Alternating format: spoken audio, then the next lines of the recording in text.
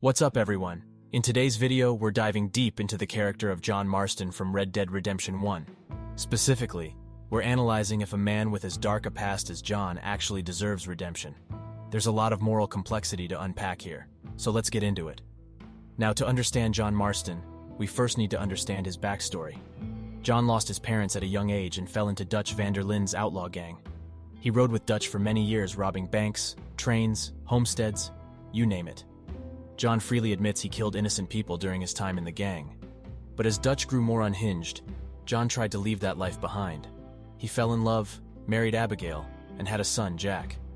John longed for a simple life on a ranch with his family away from the violence. But his past catches up when government agents kidnap his family. The feds tell John he'll only see them again if he hunts down his former gang members. With no choice, John sets out to confront the demons from his past. So when we first meet John, he comes across as a noble man trying to do right by his family. But it doesn't take long to see hints of darkness in him. John still cracks jokes after brutally gunning down a group of men. He seems to almost enjoy the violence he unleashes during gunfights. There is an inherent duality within John Marston. On one hand, he is trying to be better for his family. John risks his life taking out deadly criminals to secure his wife and son's future on their ranch. But on the other hand, reverting to his gunslinging ways awakens something in John. The thrill of shootouts, interrogations, and living by his iron will. Part of him missed this. John ultimately knows he's led a wicked life and doesn't pretend to be a hero. He accepts who he is while trying to do better going forward. This balance makes him such an intriguing protagonist. As John hunts down more of his former gang, we see glimpses of his past through their eyes. To them, John was a ruthless criminal who took pleasure in the violence of the outlaw life. But John insists that deep down, he is not inherently a bad man. There was simply no other way to survive back then.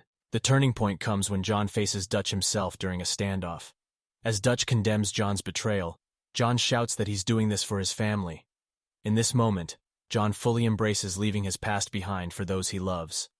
Soon after, John's ranch is attacked by the government. He holds off an army of agents single-handed to buy his family time to escape. As he limps away mortally wounded to make his last stand, John seems finally at peace that he protected his family.